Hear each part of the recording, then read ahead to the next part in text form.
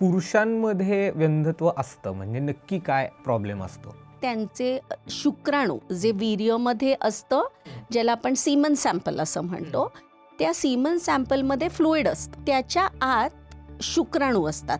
तर ज्या वेळेला त्या शुक्राणूंचं काउंट कमी होतं किंवा त्याची हालचाल कमी असते, हे होण्याची कारणं वेगवेगळी असू शकतात.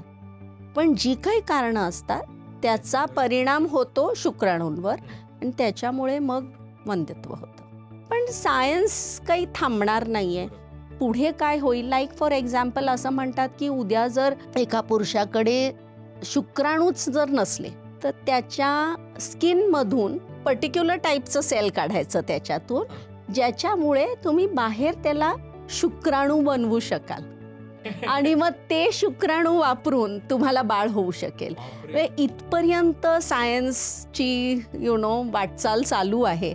सो काय होईल सांगणं कठीण आहे.